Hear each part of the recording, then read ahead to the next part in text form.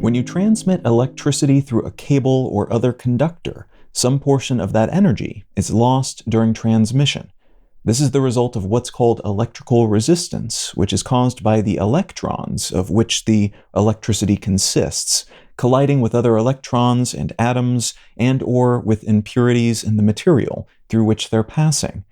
This is largely what determines the conductivity of a material. So metals like copper and non-metal substances like graphite have high conductivity and low resistance, while materials like rubber have high resistance and thus low conductivity. Both types of material can be useful, as for instance, you can make gloves and boots using rubber that will help you avoid electrocution, while copper is great if you want to produce wires that rapidly carry electricity from place to place with relatively little loss of energy along the way.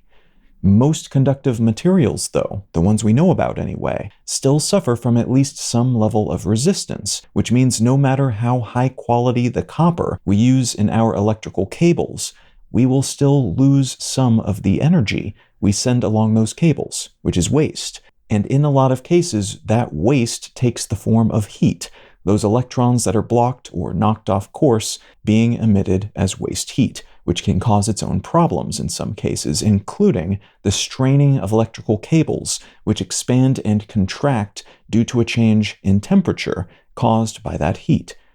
Superconductivity was originally discovered in mercury back in 1911 by a Dutch physicist who was working on a theory that had been posited and forwarded by several other researchers in preceding years, the idea being that metals might demonstrate decreased resistance, perhaps even to the point of zero resistance, if dramatically cooled down, with one prominent theory stating that pure metals cooled to absolute zero, which is 0 Kelvin, the lowest possible temperature on the thermodynamic scale, at which point entropy reaches its minimum possible value. Metals cooled to that temperature would become perfect conductors of electricity, all resistance disappearing, and thus no more loss of energy along the way. A slew of patents for technologies and techniques related to this concept were filed in the early 1900s by folks like Nikola Tesla, by the inventor of the vacuum tube and radio transmitter,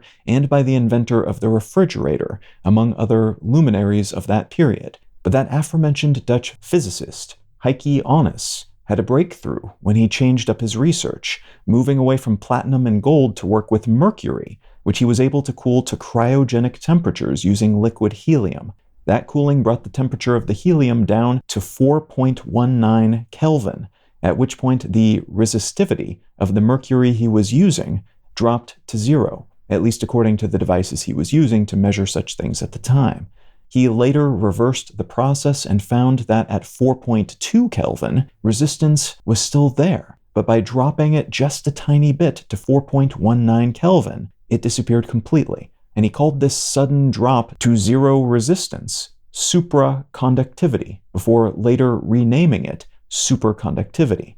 He won the Nobel Prize for Physics for this discovery in 1913, and in subsequent years, this phenomenon was discovered in other materials as well, including lead in 1913, niobium in the 1930s, and niobium nitride in 1941, which hit superconductivity when cooled to 7, 10, and 16 Kelvin, respectively. What I'd like to talk about today is superconductivity, why it's interesting and important, and how a recent paper on the subject has ignited a firestorm of interest and activity.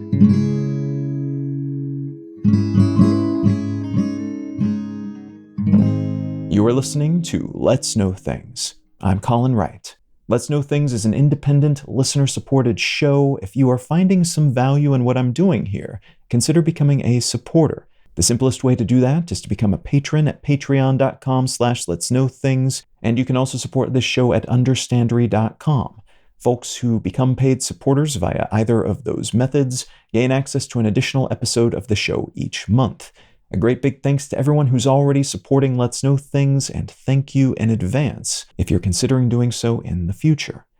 All right, let's get back to the show.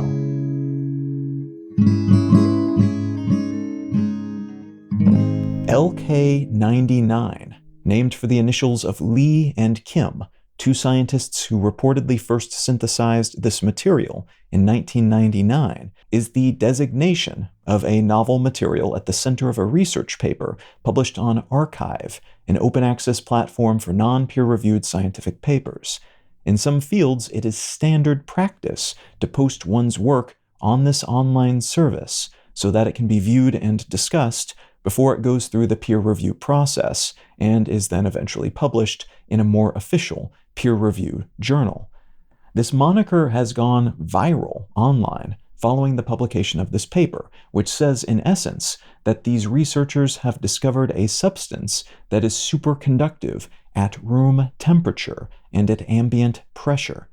The paper included a video in which a small sample of LK99 is levitating over a magnet, which the paper's authors say demonstrates the Meissner effect, which is an effect superconducting materials demonstrate that involves emitting a magnetic field that will repel nearby magnets. So this small piece of LK99 levitating over a magnet suggests that it is superconductive because the magnetic field it is emitting is pushing it away, causing it to float.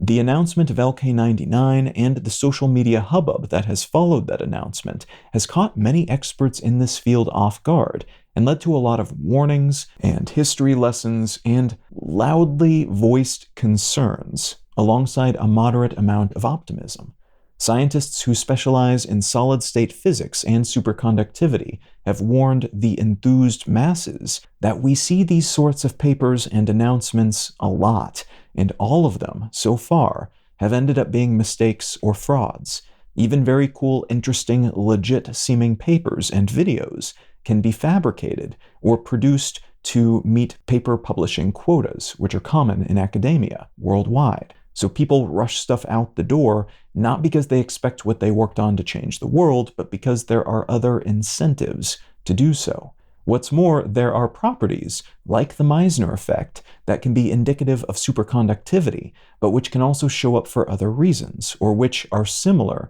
to other effects that are often mistaken for those effects. So any announcement of this kind is best met with skepticism until the experiments and fabrication processes can be replicated by a bunch of different labs, proving that what seems to have happened and been discovered actually happened and was actually discovered. The sudden, widespread interest in superconductivity, though, is worth focusing on for a moment, as it is a subfield of physics and materials science that many of us will encounter at some point in our lives, but which we do not necessarily have any reason to be familiar with, because it's still pretty niche. We have superconductors already, like mercury and lead and all those other substances that we cooled down early in the 20th century. But the materials we are able to nudge into this state so far today all require either extreme cold or high pressure to function as superconductors, which limits their utility significantly because it is difficult to super chill power cables, and MRI machines, which use superconductors to do what they do, are expensive to make and operate because you have to expend a lot of energy and other materials to keep the internal components at the incredibly cold temperatures required for them to function. If we were to discover or develop room temperature, ambient pressure superconductors, though, or even something close to that, materials that become superconductors at a relatively warm temperature compared to the materials we currently have at hand, or which only require a little bit of pressurization to achieve the same, that could be world-changing in terms of the technologies and capabilities that would then be producible and wieldable. At a very simple level, if you can remove resistance in a circuit, you can transmit energy without loss, which could make ultra-efficient electrical transmission a reality, allowing us to send solar-generated electricity from one country where the sun shines day in and day out to another country on the other side of the planet without suffering the losses that such transmission would suffer today, making most plans of that kind non-starters now, but legitimate realities if we had these materials available. What's more, you could theoretically create simple batteries by injecting electricity into a looped circuit and then cutting that circuit off, allowing it to endlessly flow around that loop over and over again until you want to recapture that energy by allowing it to flow elsewhere. Our electrical grids could thus be made super efficient, and the containment fields that are one of the key issues we face in developing practical net energy generating fusion reactors would be all but solved. We could produce faster processors for our devices, inexpensive MRIs and other imaging machines. We can make widely deployable maglev trains and incredibly efficient and powerful particle accelerators. There are elements of quantum computing that would also be simplified and made cheap, which would help that industry evolve more rapidly than is currently feasible. All of which, of course, is partially predicated on the assumption that not only would we be able to replicate and scale up the production of a newly discovered room temperature ambient pressure superconductor of this kind, but also that it would be relatively inexpensive, at least someday, to do so. It's possible that we could discover such a material only to find that it's more expensive than uranium, which would significantly limit its use, even if we would still benefit from that discovery in mostly non-consumer limited applications. That would still be a very big deal. A cheap version of the same, though, made from widely available materials, could be revolutionary. And that's part of why LK99 seems to have become such a popular online phenomenon. It's made with relatively widely available, relatively inexpensive materials, and could be fabricated by pretty much any lab with the right, also not crazy or rare, fabrication tools. The fact that this was not just a big claim about a potentially revolutionary material, but also one that could be relatively easily replicated by other labs, and even independent researchers globally, kicked off a remarkable week of well-documented, heavily live-streamed and tweeted and photographed and recorded scientific activity that was shared with the masses and which brought in situ science in action that we could all watch happen as it occurred to our typical broadcasting platforms and social networks. Once folks started to understand the implications of this, and the fact that if it proved to be true, it could change pretty much everything, while also resulting in an immediate Nobel Prize for the folks behind it, this became not just a science world enthusiasm, but incredible entertainment of the kind materials science and physics efforts seldom become. The stakes were big and clear, and people started looking into what this whole thing entailed, what success looked like, and who all was involved in this race to replicate the original team, which was located in South Korea, their findings. As of the day I'm recording this, the word is still out as to whether LK99 is what it seems to be. Some early replications suggest that it has superconductive properties, but not at room temperature, maybe at temperatures as high as 110 Kelvin, which is still great compared to most of the other superconductors we have available now, but also a far cry from the 300 or so Kelvin we usually designate as room temperature. And for context, at 273 Kelvin, water freezes, so 110 is still pretty cold. Other replications failed to show any superconductivity, and it has been speculated that the original experiment was maybe flawed or shoddily performed, that maybe those involved just didn't know what they were looking at, or were tricked by those superconductivity-associated effects that can also manifest in other non-superconductive circumstances sometimes. And some folks have posited that the original team just didn't have specific enough instructions on how to replicate their experiment, possibly because they didn't know how to achieve exactly what they had achieved, because the process can result in minutely different outcomes, which implies more replications and research and refinement of these processes will be necessary, but that there is still a chance that this general combination of elements and techniques can lead to where they claim it led in their case. As of the day I'm recording this, 11 key teams associated with universities and labs in China, India, the US, and South Korea have been posting their findings or making announcements about their replication efforts, and 4 of those teams have reported partial successes or failures, 3 have reported full-on failures, and the rest have yet to report their findings. There's been a lot of activity surrounding this online too, though, with some folks on social media, people who seem to have been able to order the requisite materials online within a couple of days and who have access to the tools required to make LK99 themselves. They've been reporting various things as well, which has been fun and interesting, but there's also somewhat less certainty about these people and teams and the credibility of their reports. Although there has been a lot of broad enthusiasm about this pursuit, though, it's important to remember that it would not be surprising if this ends up being a dud.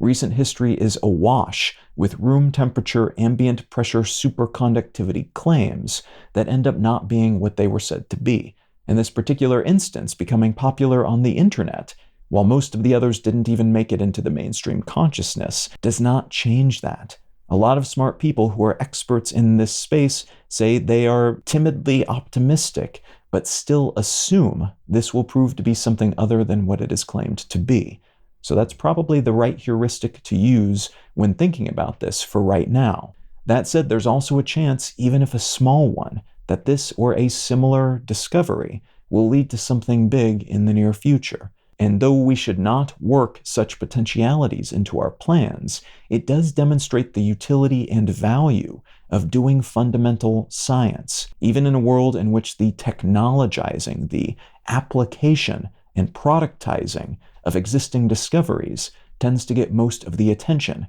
and fanfare.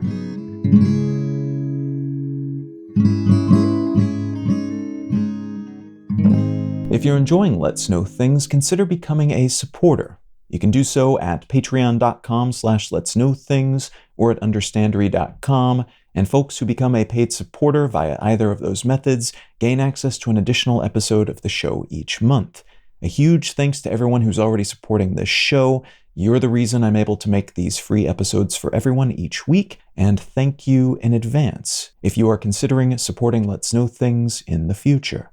The book I'd like to recommend today is called The Body Scout by Lincoln Michael. This is a science fiction thriller mystery of a kind, and the protagonist is a baseball scout at a point in which the game of baseball has been mostly taken over by heavily genetically and technologically modified human beings. People who are amped up using all kinds of drugs and cybernetic add-ons, to the point where they are barely recognizable as human, but as a consequence they're able to do just incredible things. And the main character's brother dies on live television while he's at the plate, and so he is compelled to figure out, one, what happened to his brother, and whether or not it was an accident or some kind of murder, at a moment in time in which everyone is pretty much owned by different corporations, while he himself struggles with an addiction to cybernetic modifications, which has put him deeper and deeper in debt.